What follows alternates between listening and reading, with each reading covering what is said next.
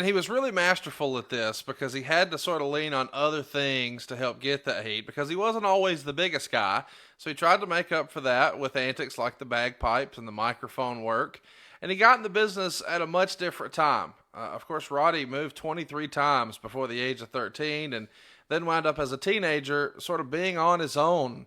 He would hang around bars and do what he could to survive, even if that meant stealing every now and again. But when he finally gets into the wrestling business, he has, not exactly the welcome mat put down for him by Larry the Axe, right, Bruce? Well, yeah, Roddy was a skinny kid from Saskatoon, okay, in Canada. And Roddy had a chip on his shoulder. As you said, he wasn't always the biggest guy in the world. He trained as a boxer early on, just not so much to compete in boxing, but to defend himself. He was always finding himself in fights and always finding himself on the wrong side of the law and on the wrong side of trouble. Trouble always seemed to find Hot Rod, or Hot Rod always seemed to find trouble one way or the other. But he finally makes his debut in the professional wrestling world.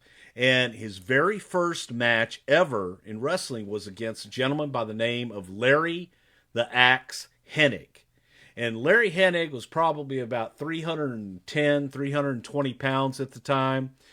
Larry Hennig is the father of Mr. Perfect, grandson of Joe Hennig, and or grandfather, I'm sorry, not the grandson.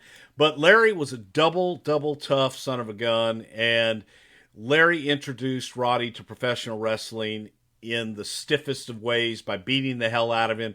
In about 30 seconds, Roddy getting absolutely no offense whatsoever. And that was his introduction. Welcome to the wrestling business, kid. Get the hell beat out of you by Larry Hennig.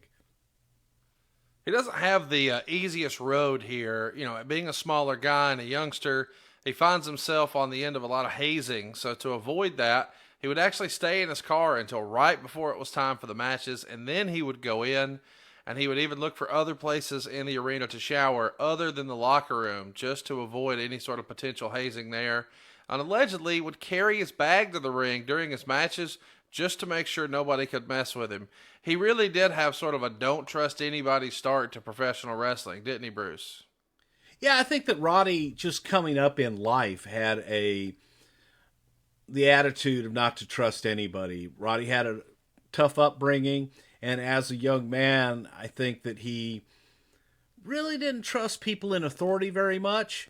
So he was always looking for ways to make his own way, and he was always thinking that no matter what someone told him, that he was being swerved or conned.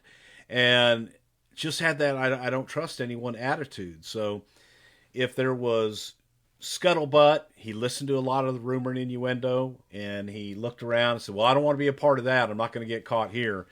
So he was a loner, kept to himself, and just fought to make his way in the business.